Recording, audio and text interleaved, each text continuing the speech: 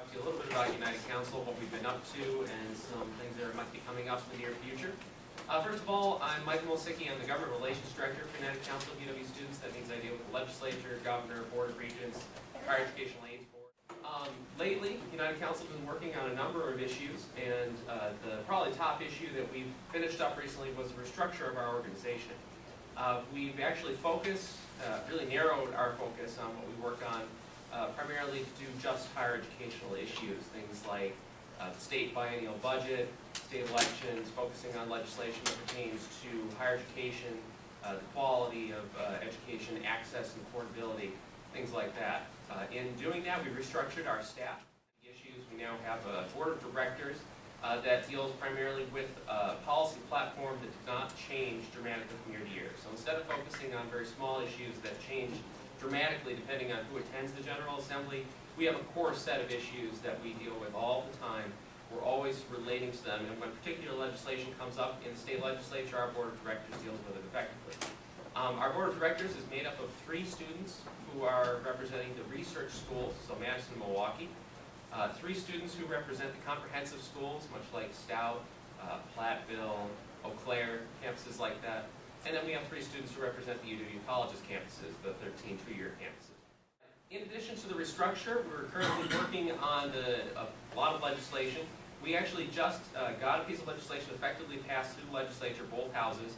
It's relating to geographic representation on the Board of Regents. You may be familiar with the bill. It actually would require that regents, instead of just being appointed randomly by the governor, and then most of them, 10 of the 14 appointed by the governor at large are actually from Madison or Milwaukee. This would require that at least one regent be from each area of the state. And so whereas currently you have no regent from this area in the state, in fact the current board makeup, the closest region is about 2 hours away. So this would require someone to be from this area. So we're very happy about this bill. We do need the governor to sign it though, and so if you're interested in helping us out on that bill, please call the governor. His phone number is 608-266-1212. And any call, every call will help. Just say that you're a Scout student and ask for him to sign that piece of legislation which is currently sitting on his desk. I'm going to be meeting one other big issue we're working on is the Wisconsin Higher Education Grant. Currently 20,000 students are waitlisted. They have qualified for the grant, but they will be receiving no money because the state has run out of money. It's a need-based grant, and we need people to call the legislature and get them to basically fill that gap. Now I know that we're in current budget crunch, and so we're asking the state to cut from other areas and really fund this huge priority because, like I said, it's a need-based grant, so we're getting a lot of students, especially middle-income students, who are not receiving the grant, which is really prohibiting them from even attending school this year and potentially next year. Last week, the Board of Regents came to UW South to visit. That was held on Friday. They had a tour of the campus, a little bit of the history, gave them some of that background knowledge. I also had I was able to meet with them personally. I talked to them about some of the resolutions that we have in front of us tonight on their expectations, what they've seen in other campuses. And it looks like we are following the right path, and we have a very solid resolution here tonight so that you guys can discuss that once we get to that point in time. Like last week we talked about the library. Me and Phil sat down with Paul, and what's going to happen for this semester is it's going to be open until 2 during exam week. I know it's not exactly what we wanted at the start. He went in a lot more in depth of like some of the situations that come up. And I guess the big thing is that they no longer have a night librarian on staff. Schools like Madison, Milwaukee, Eau Claire, they have like a night librarian that's usually there until they close. Or like Madison, Milwaukee, they're open 24 hours. And like Eau Claire, they're just having the ability to shift that those like 2 weeks that they're open 24 hours, but they do not. So I mean, Paul's willing to work with us. We're going to track all the stats from this semester. And if it's something where we still have like significant showing during exam week and a lot of students show up, that it's something we can continue to work for in the future. And with that, like me and Phil, we really just probably sat with him for an hour and a half, and learned a lot about the library. It's really quite fascinating. We didn't think a bunch of books could be so entertaining, but a lot of cool things are going on there. Is there any money that we're giving to do the library thing or no? We're going to try to work it through either access to learning, or if it needs to, it'll be, well, it's only $2,000. And so, if anything, contingency request will come through. If not, if we can't get through access to learning. currently, Paul's gonna be writing a proposal for what his needs would be to extend those hours. So right now, we're not exactly sure on the exact guidelines and specifications that would be needed. We have a pretty good idea, but there's not really anything set in stone. So once he gets that information to us, we'll be able to better determine how we feel to fund that. February 22nd, it's a Monday, from 3 to 5 p.m. I switched the day for those who are in the committee because everything was all booked up. But we're going to have an open panel discussion and open forum for any elected officials, pretty much in local area, and as far as statewide, we're going to get going on contacting people. We're going to talk to their schools too, so that maybe we can get some of the bigger names out here too in the presentation. So Into sustainability with Sarah Mykowski.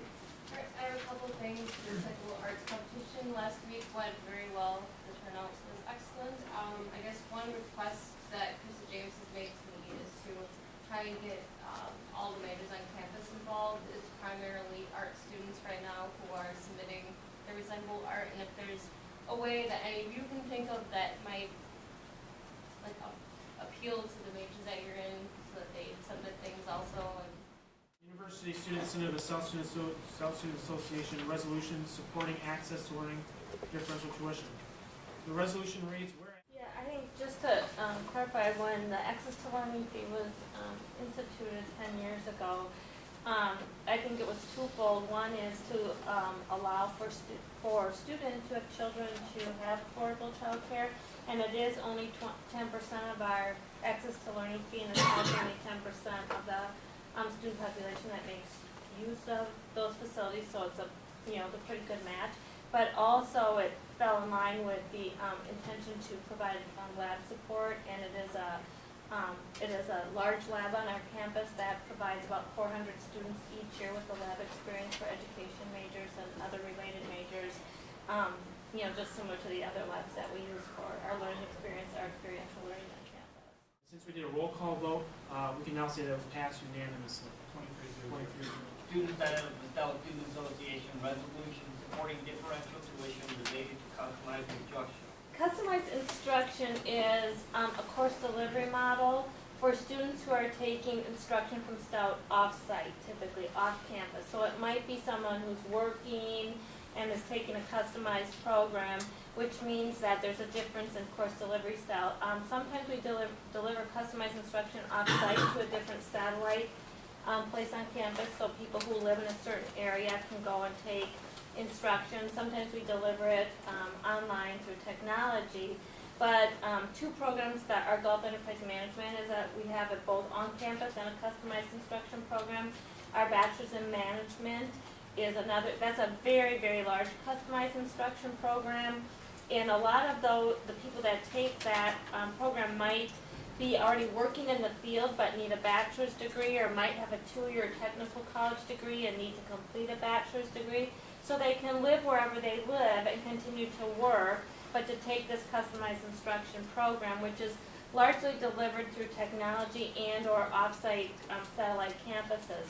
And so those are not students who are on our campus going to class, they're students who are off-site. So that's why they don't pay segregated fees, because they're not going to come and make use of athletic facilities or other things that your segregated fees, a student center that your segregated fees go to support.